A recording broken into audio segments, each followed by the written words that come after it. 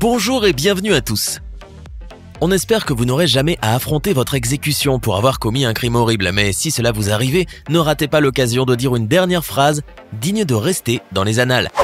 Bien sûr, vous pouvez simplement dire à vos parents ou à votre conjoint que vous les aimez. Ou alors, vous pouvez ressembler aux criminels suivants qui ont dit des choses assez bizarres, voire complètement folles, juste avant d'être emmenés vers la mort. Voici les 25 dernières paroles les plus étranges des condamnés à mort.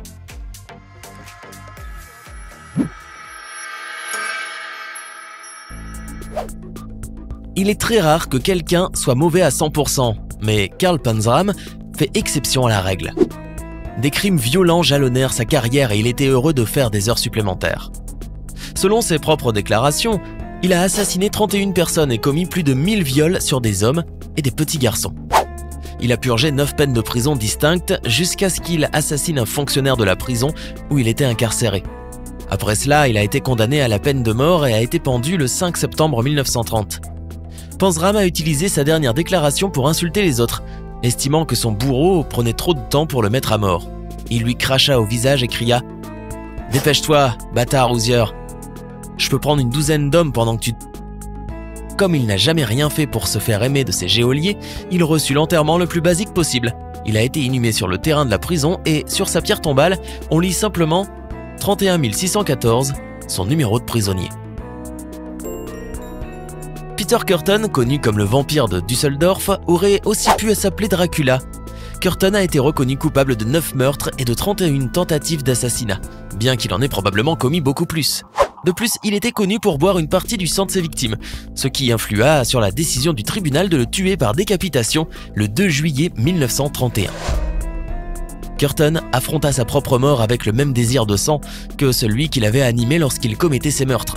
Il demanda au bourreau « Dites-moi, une fois ma tête coupée, est-ce que je pourrais encore entendre, au moins un instant, le son de mon sang jaillissant du moignon de mon cou ?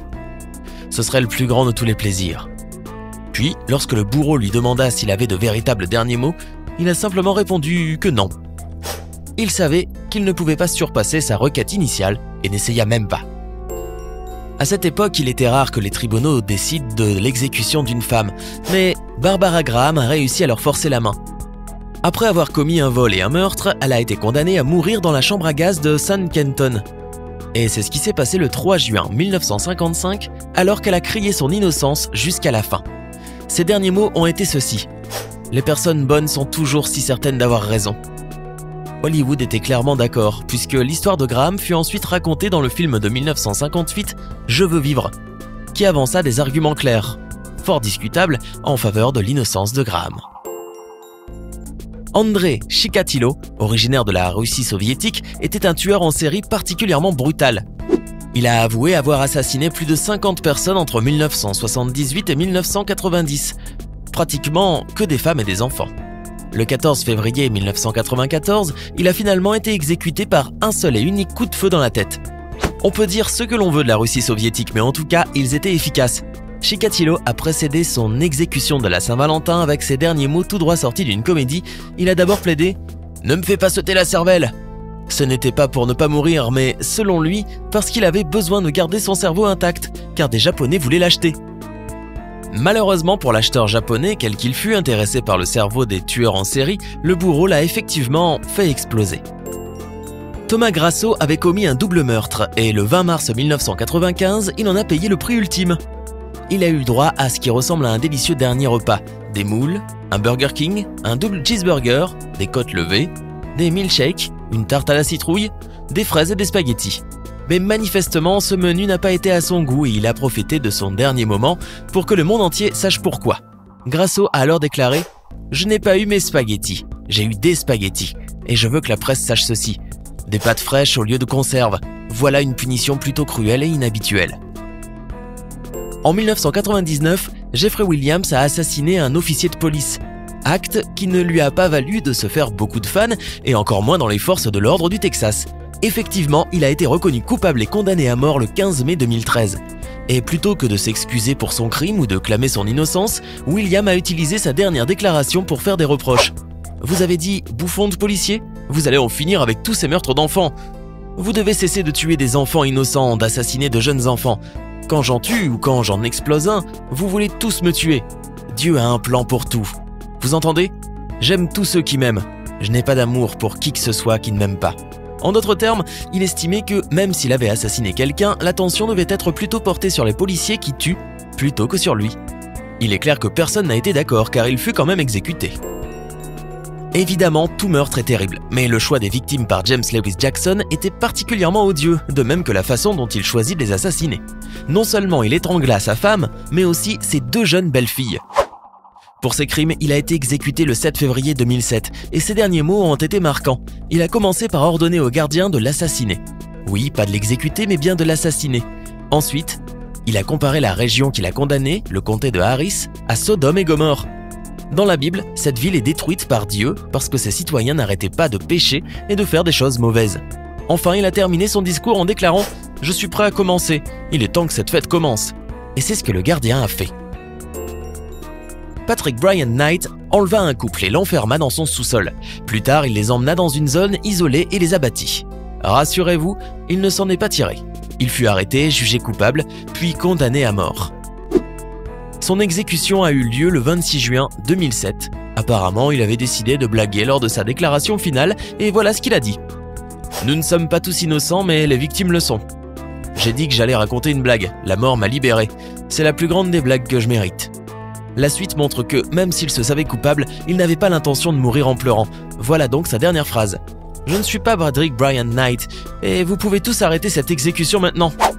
Allez-y, j'ai fini. » Et comme le gardien n'en a pas cru un seul mot, il n'a même pas envisagé d'arrêter l'exécution. En 1991, Robert Towery avait volé et assassiné un homme et il fut condamné à mort pour ce crime l'année suivante.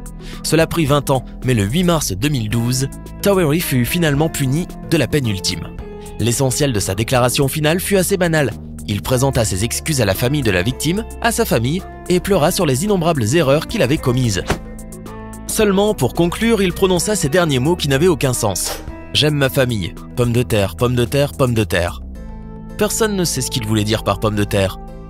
Cela pouvait être un surnom que sa famille lui donnait, ou encore celui qu'il avait pour un être cher. Peut-être aimait-il simplement les pommes de terre, ou était-ce un pur délire dû aux drogues mortelles qui coulaient dans ses veines? Personne ne le saura jamais. James Rogers assassina un mineur du nom de Charles Merrifield, et le 30 mars 1960, il paya ce crime de sa vie. Condamné à mort par peloton d'exécution. On lui permit de faire une dernière déclaration et une ultime demande. Il a donc déclaré « Je vais vous dire ma dernière volonté. Un gilet pare-balles. » Étrangement, cela ne lui a pas été accordé. Ces derniers mots sont venus peu après. C'était un jour froid de mars et Rogers ne portait qu'un jean. Son bourreau lui demanda s'il voulait un manteau et il a refusé, en répliquant d'un ton laconique « Ne vous inquiétez pas, je serai bientôt là où il fait chaud. » Il ne parlait sans doute pas de la Floride, mais plutôt de l'enfer. En 1994, Jeffrey Matthews, à la suite d'une tentative de cambriolage, assassina son grand-oncle âgé de 77 ans et la justice n'a pas été très rapide puisqu'il n'a été exécuté que le 11 janvier 2011. Ce jour-là, après avoir assuré son amour à sa mère et souhaité ses meilleurs vœux à ses amis du couloir de la mort, il a offert aux personnes présentes ce qui était soit un trait d'humour, soit une dernière tentative pour sauver sa peau. Il s'est exclamé « Je pense que le téléphone du gouverneur est en panne. » Il n'a pas encore appelé. Cela ressemble beaucoup aux excuses désespérées que trouvent les adolescents en cas de chagrin d'amour pour expliquer que leur crush ne leur ont pas envoyé de SMS. Gary Burris a volé et assassiné un chauffeur de taxi à Indianapolis en 1980. Il fut condamné à mort pour son crime et son heure sonna le 20 novembre 1997. Après s'être vu offrir l'habituelle déclaration finale, il a choisi de faire référence à la culture pop et à une réplique mémorable de Star Trek. « Téléportez-moi » Eh bien, qui peut imaginer que cela soit la dernière chose mémorable à dire avant de mourir? En tout cas, il est fort probable que peu de Trekkies se souviennent de lui avec nostalgie lors de leur convention. En 1751, Mary Blandy empoisonna son père parce qu'il désapprouvait l'homme avec lequel elle s'était fiancée. Blandy a affirmé que ce n'était pas du poison mais plutôt une potion magique destinée à faire changer son père d'avis. Apparemment, les tribunaux n'y ont pas cru. Au lieu de cela, ils ont décidé qu'elle devait mourir et elle a été pendue l'année suivante.